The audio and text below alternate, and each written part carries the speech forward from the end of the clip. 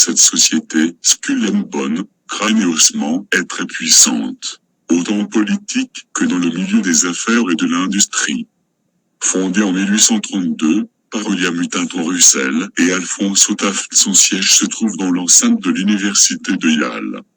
Plusieurs présidents des États-Unis, dont William Howard Taft, le fils du fondateur, George Bush et George W. Bush, mais aussi le sénateur John Kerry, des financiers comme William H. Donaldson, de nombreux agents de la CIA, des membres du Congrès, de chefs de la Cour suprême et le fondateur de Times Magazine, Henry Luce.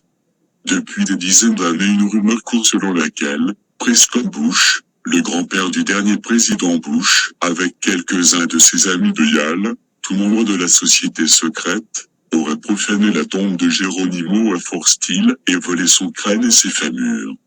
Les membres de la société secrète ont toujours démenti, affirmant qu'il s'agissait d'une légende.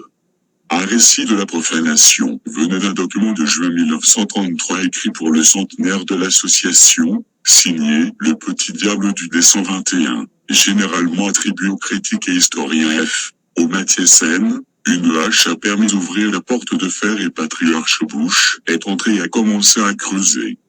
En l'absence de preuves, peu de monde en osa pousser l'enquête. Mais l'affaire prit une toute autre tournure en 1986, quand Ned Anderson, président tribal de la réserve de San Carlos, en Arizona, demanda que le reste de Geronimo, à Fort Steele, soit rapatrié sur cette terre natale. Peu de temps après cette demande officielle, il reçut une lettre d'un membre de la société des Skull and Bones, lui disant que l'organisation détenait le crâne de Geronimo et que ses membres étaient prêts à le restituer. Une photo était jointe sur laquelle on pouvait voir un crâne dans un caisson de verre qui appartenait à Geronimo d'après la lettre. Anderson s'est rendu à New York pour procéder à la restitution. Une fois sur place, un des fils de Prescott Bush, Jonathan Bush, avec d'autres membres de la société, lui ont présenté un caisson avec un crâne à l'intérieur. Mais d'après Ned Anderson, il s'agissait d'un crâne bien trop petit pour être celui de Geronimo. Refusant de le prendre en disant que ce crâne était celui d'un enfant et non celui de la photo reçue, Jonathan Bush lui aurait alors répondu que c'était le seul crâne que la société disposait et l'aurait ensuite pressé de signer un document établissant que Skull and Bones n'était pas en possession de celui de Geronimo. Chose qu'Anderson refusait de faire. Mais Endicott Peabody Davison, l'avocat de la société chargé de l'affaire, l'aurait alors informé qu'une action en justice serait menée contre lui, s'il ne restituait pas la photo accompagnant la lettre.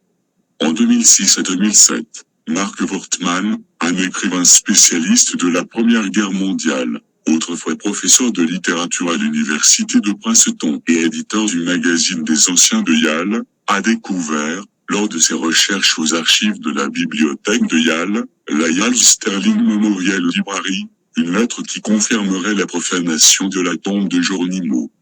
Cette lettre, authentifiée par Judith Schiff, l'archiviste en chef de cette bibliothèque, a été écrite en 1918 par Winter Mead, un membre de la société, à Truby Davison, un autre membre de ses membres.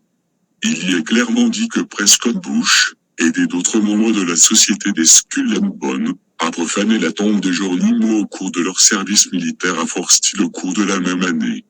La lettre dit aussi que ces ossements sont en sécurité dans ce qu'ils appellent The Tomb, le tombeau construit par la société à New Haven, la ville où se trouve l'université de Yale. La lettre de 1933 de F. O. Mathiesen a longtemps été contestée par son authenticité, mais on s'apercevra que celle 21 mai de 1918 corroborait plusieurs éléments. Judith Schiff, qui par ailleurs a publié l'histoire de Yale, a justifié son point de vue en soulignant que les membres de Skull and Bones juraient, pour tout ce qui concernait les affaires en rapport avec la société, d'être tout à fait honnêtes les uns envers les autres. Par respect de ce serment d'honnêteté, Winter Mead, l'auteur de la lettre, n'aurait donc pas pu inventer ses propos.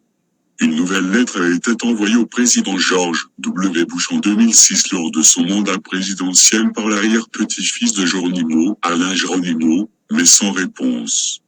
L'accès au tombeau est propriété de la société secrète et parfaite, elle est propriété privée. Alain Geronimo a averti les médias et était invité sur les plateaux de télé de Fox News, ABC News, BBC News, le Washington Post. Un groupe de personnes a été créé, avec des anthropologues, d'archéologues, d'avocats, de généticiens, pour faire un prélèvement de son ADN et le comparer à celui des ossements exposés dans le tombeau le jour où une autorisation lui sera accordée.